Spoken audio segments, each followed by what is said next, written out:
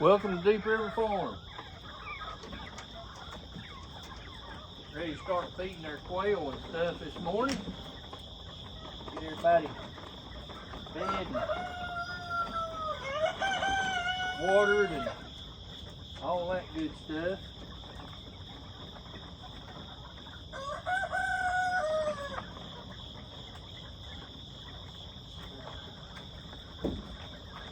We like to use these right here. Keep from losing so much feed. Of course, anything that falls out of our quail pens goes down on the ground. Our chickens free range, so they come through and pick it up. So it ain't really a big loss, but I do like to keep as much contained in there for these quail as I can, because when they rake it out, then they don't have anything to eat. But that was one reason we built this pen like we did. Not only are we feeding the quail, but anything they drop and throw down, scratching on that, they're in turn falling through and feeding our chickens. But I'm gonna let you know you need to go ahead and start getting your stuff ready for the fall. If you free range your chickens like we do, we getting ready to build a few little things out of some scrap pallets. It's going to be shaped like this that the chickens can get under, just in case of some bad cold rain or something like that. Once the leaves fall off of the trees, they're going to be spotted from above, so to speak. They're going to be apt to a hawk, which a hawk can't see them very well, flying above with a canopy on them. So we've got to take some precautions for our chickens to be able to have some good coverage over the winter. If you're going to be needing to get your coops and things ready, if you got old buildings like we do, these were built in 1952. As you can see, they're old cut oak boards. You can see through some of the boards there from due to them drawing up when they dry.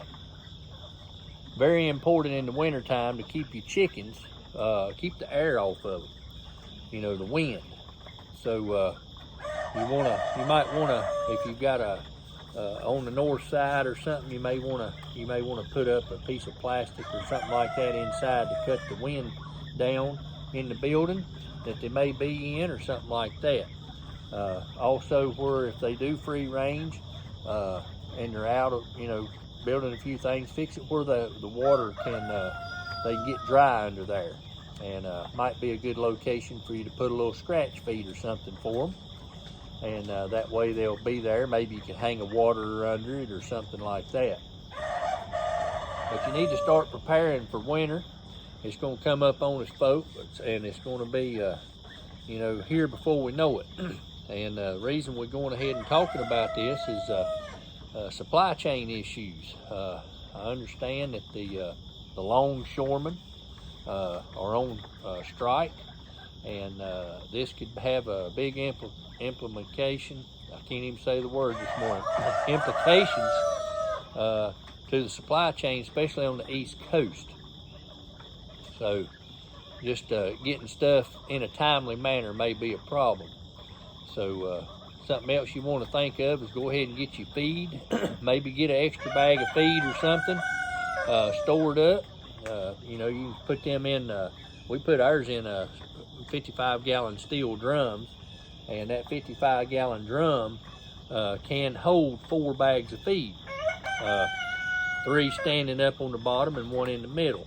But you got to have room to be able to open that one up and get your feed out if you're feeding them any supplemental scratch grains, any kind of supplement stuff like that. You may want to get a hold of some of that in advance, but make sure you can keep it in a dry location, and in a location where mice or anything like that, squirrels, can't get to your grain. But we're just feeding their quail this morning, and we've already opened up to let the chickens out. They hadn't come out yet. They still on the roost crowing. And it's a pretty good morning this morning. It's about 60 degrees, roughly 60, 63 it feels like. I think the phone was saying about 61, but up here off of the water temperature's still in the 70s here in the water. So that air comes over the water that's cooler and it creates a fog. And we got a little fog this morning up here. But hopefully we're gonna get some work done on our run, so to speak, getting our fence panels put together today and everything. And that way we can give them a safe place to do some free ranging, because right now they just got the run of the farm. And they've been working pretty good and pretty diligent down in the leaves around the lake, scratching, getting crickets and spiders and grub worms and fishing worms and stuff like that. And that makes a big difference in the protein levels of your eggs. So if you can free range it all, that's the way to do it. If not, make sure you get yourself a good protein. You'll need to get you some probably some oyster shells to help with the calcium on your chickens, and you know, keep them safe. But here we like to free range if at all possible.